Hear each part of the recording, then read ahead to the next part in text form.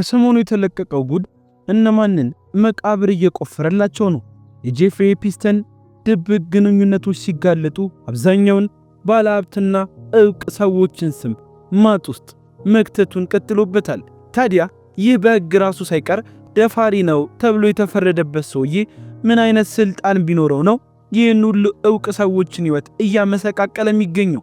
ምንስ አይነት ተፈሪነት ቢኖረው ነው ዓለም ላይ ያሉትን ኃያላን አብረውት አስነዋሪ ድርጊቶችን እንዲያደርጉና የሚያደርጉትንም ሲቀርጽ የነበረው? እስር ቤት በገባበት ሰዓት ራሱን አጥፍቶ ነው ወይንስ ተገድሎ? እነዚህንና ያልተለመዱ አዳዲስ መረጃዎችን ይዘንላችሁ መጥተናል። አብራችሁን ቆዩ። የቻናላችን እንግዳና አዲስ ከሆናችሁም ሰብስክራይብ በማድረግ ቤተሰባችን ይሁኑ። ሰውየው ሰፊ ሀብት የነበረው ከልኩ ያለፈ ትዕቢትና ያለመጠየቅ ስሜት የተጠናወተው የኒውዮርክ ቢሊዮነር ነጋዴ ነው። በአሜሪካ በፋይናንስ ዘርፍም ሊቅ ባለጸጋ፣ ከዓለማችን እጅግ ባለጸጋ ከሆኑ ግለሰቦች፣ ፖለቲከኞች እንደዚሁም ደግሞ ታዋቂ ሰዎች ጋር ባለው ከፍተኛ ግንኙነት የታወቀ ሰውም ነው። ሆኖም ግን ከዝናውና ከሀብቱ በስተጀርባ የተደበቀው እጅግ አስከፊ ወንጀል ታሪክ ያለውና ለማመን የሚከብዱ የብዙ ሴቶች እንባ ያለበት ወንጀለኛም ጭምር ነው። ዓለም ላይ አሉ ከሚባሉ ሀብታምና ባለስልጣኖች ጋርም በድብቅ ሲፈጽማቸውና ሲሰራቸው የነበሩ እድሜያቸው ያልደረሱ ሴቶችን ለወሲብ ንግድ ሥራ በማሰማራት አንደኛው መሪና የወሲብ ቅሌት ወንጀልን የፈጸመም ጭምር ነው። ይህንን ሰይጣናዊ ተግባር ለመፈጸም የግሉ ደሴት የነበረው እንዲታሰር ከተፈረደበት እስር ቤት በፈለገው ሰዓት ወጥቶ ተመልሶ መግባት የሚያስችልን ፍቃድ እስከ ማግኘት የደረሰም አወዛጋቢም ጭምር። አሟሟቱም ቢሆን ብዙ አወዛጋቢ ሁኔታዎች እንዳሉት የተነገረለት ሰው ከአቅሙ በላይ የሆነ ሰይጣናዊ ሥራ ላስተኛ ብሎት ነው ራሱን በመጨረሻ በእስር ቤት ውስጥ ገድሏል የሚሉ መላምቶች ብዙዎችን ያስማማው፣ ነገር ግን ያልተረጋገጠ አሟሟቱም ነው አሁን በአሜሪካኑ በሪፐብሊካኑ ዶናልድ ትራምፕና አስተዳደራቸው ዋነኛ አጀንዳ ስለሆነው ጄፍሪ ኤፕስታይን ልንነግራችሁ ነው። ጄፍሪ ኤድዋርድ ኤፕስታይን ጥር 20 1953 በኒውዮርክ የብሩክሊን አነስተኛ የኑሮ ደረጃ ካላቸው ቤተሰቦች የተወለደ አድርጎ ግን ያለምን በሀብቱ ያነጋገረ ሰው ጭምር ነው። አባቱ በከተማ ባለ መናፈሻ በጥበቃ ሥራና በአትክልተኝነት ላይ የተሰማራ ሲሆን እናቱ ደግሞ በትምህርት ቤት ረዳትነት ይሰሩ ነበር። ቤተሰቡ ለልጆቻቸው ብቸኛ የሚወርሱት ሀብት ትምህርት ነበርና ኤፕስታይን እጅግ አስገራሚ የሆነ የሂሳብና የፊዚክስ ትምህርት ችሎታና ልዩ ክህሎትን በመደበኛ ትምህርቱ በማሳየት ጉድ ያስባለ ተማሪ እንደነበር ማስረጃዎች ይጠቅሳሉ። አልፎም በ16 ዓመቱ 2 ክፍሎችን ዘሎ የሁለተኛ ደረጃ ትምህርቱን ማጠናቀቅ ችሏል። ሌላው የዚህ ሰው ትኩረትን የሚስበው ነገር ኮሌጅ ገብቶ የዲግሪ ትምህርቱን አቋርጦ የተወ ቢሆንም በ1970ዎቹ አጋማሽ በኒውዮርክ ካሉ በአንደኛው እጅግ ታዋቂ በሆነው ዳልተን በተሰኘው ትምህርት ቤት የሂሳብና የፊዚክስ መምህር ሆኖ ሥራ ለመቀጠር ችሏል። እንግዲህ ጄፍሪን እዚሁ ትምህርት ቤት ውስጥ ነው ለቀጣይ ሕይወቱን ወሳኝ የሆነውን ግንኙነት የፈጠረው። ነገሩ ደግሞ የዋል ስትሪት ግዙፍ የቤር ስተርን ኩባንያ ዋና ስራ አስፈጻሚ የነበሩትን የአንድ የተማሪ አባትን ማግኘቱ የሕይወቱን በር ወለል ብሎ እንዲከፈትለት የሚያስቻሉ። ከዛም በ1976 ኤፕስታይን ማስተማርን ትቶ ወደ ቤር ስተርን ተቋም ገባ። እዚያም በሂሳብ ያለውን ብቃትና የማሰብ ችሎታውን በመጠቀም በፍጥነት ልምድና ችሎታን በማካበት ትልቅ ደረጃ ላይ ተቀመጠ። አልፎም ኤፕስታይን በ4 ዓመታት ውስጥ በዚያው ባንክ ውስጥ አጋር መሆንን ቻለ። ከጥቂት ዓመታት በኋላ በ1981 ኩባንያውን በመልቀቅ የራሱ የፋይናንስ አማካሪ ድርጅትን አቋቋመ።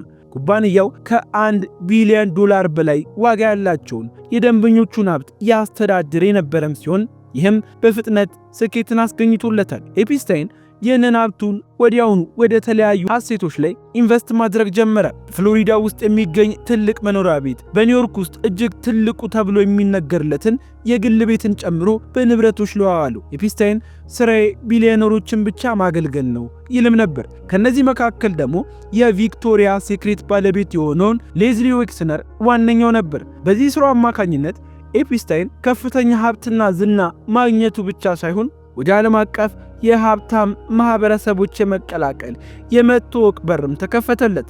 ከዛም በትልልቅ ከተሞች ኒውዮርክ፣ ፓልም ቢች፣ ፓሪስ ግዙፍ ቤቶች፣ በተለይም ሊትል ሴንት ጄምስ የተባለ የግል ደሴት በአሜሪካ ቨርጂን ደሴቶች መግዛቱ የህይወቱን መንገድ ከንግዱ ዓለም ወጥቶ ወደ ጨለማው ገጽታ እንዲለወጥ አደረገችው። ይህንን ደሴት የአካባቢው ሰዎች የኃጢአት ደሴት ብለው ይጠሩትም ነበር። ከዚህ በኋላ ነው ዘግናኝ የተባለው የወንጀል ታሪክ የተጀመረው። ወንጀሉን መፈጸም የጀመረበት ትክክለኛ ጊዜ አጠያቂ ቢሆንም የፌዴራል መዝገቦች እንደሚያሳዩት ኤፕስታይን ከ2002 እስከ 2005 ዓመተ ምህረት ባለው ጊዜ ውስጥ በኒውዮርክና በፍሎሪዳ በሚገኙ መኖሪያ ቤቶች ውስጥ በአሰቃቂ ሁኔታ ለአካለ መጠን ያልደረሱ ሴቶችን በወሲባዊ ጥቃት ላይ እሱና ግብረ አበሮቹ መሳተፍ ጀምረው ነበር። ለዚህ ማሳያ እንዲሆን አንድ ታሪክ እነሆ። ቨርጂኒያ ጄፍሪ ትባላለች። የጄፍሪ ኤፕስታይን የጾታ ዝውውር መረብ ሰለባ ከሆኑ ታዋቂ ሰለቦች መካከልም አንደኛዋ ናት።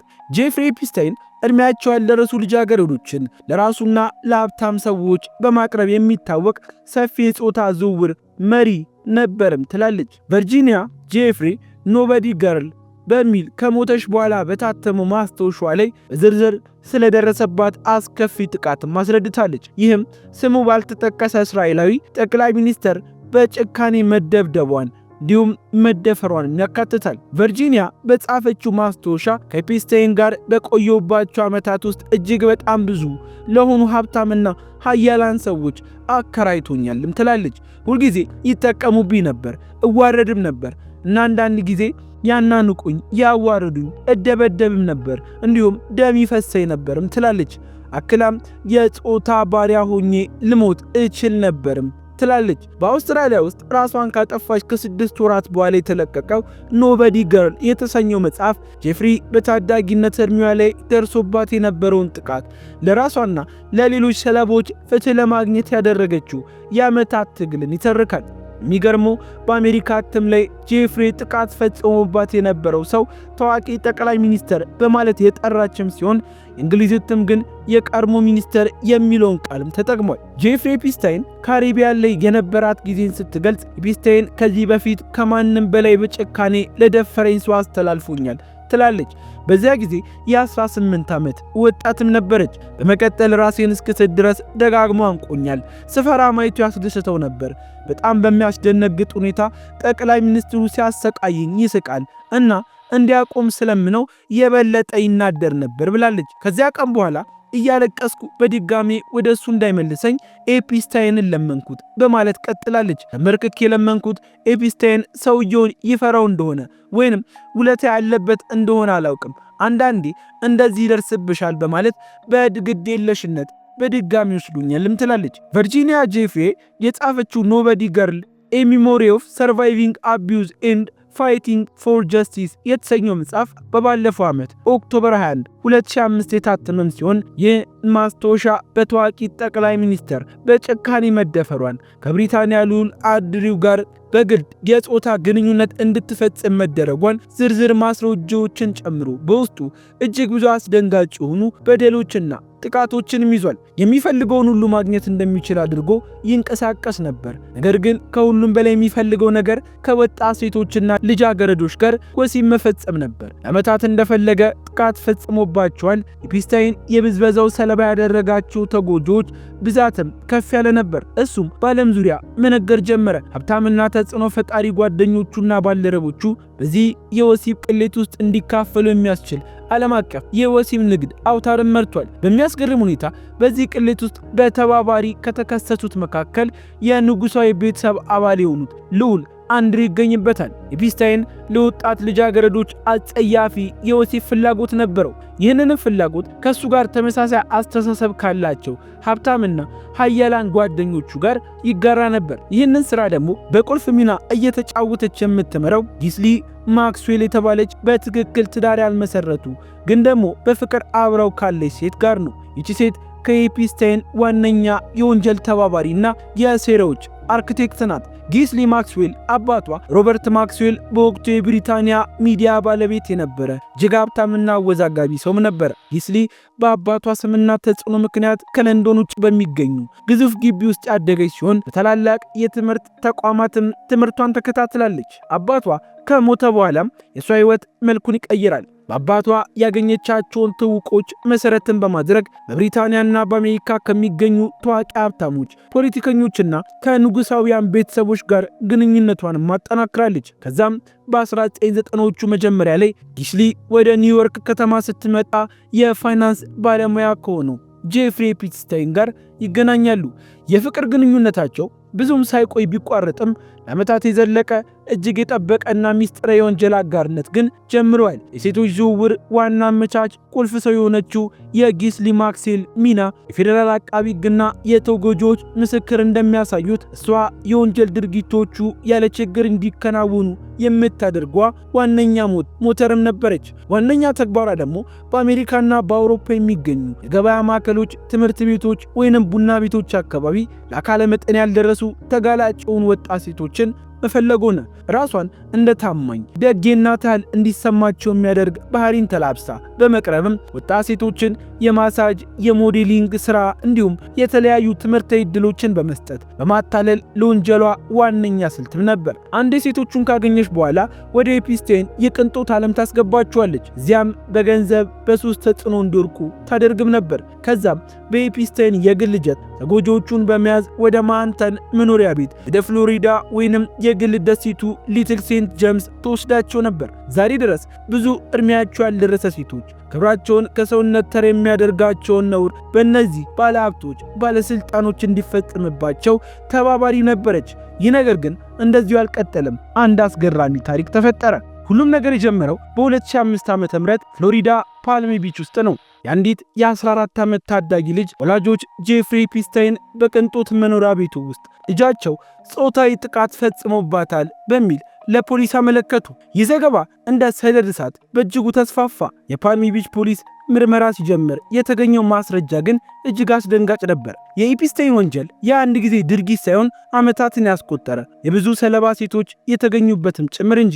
ማስረጃው ደግሞ በንብረቶች ውስጥ በተደረገው ፍተሻ የበርካታ የወጣት ሴቶች ፎቶግራፎች፣ የወሲብ ቅሌት ማስረጃዎች ተጋልጦበታል። ከ50 በላይ ሴቶች የዚህ ወንጀል ሰለባ መሆናቸው እንዲሁም አብዛኞቹ ሴቶች ገና በ14 ዓመታቸው በመሆኑ ሌላው አስደንጋጭ ጉዳይም ነበር።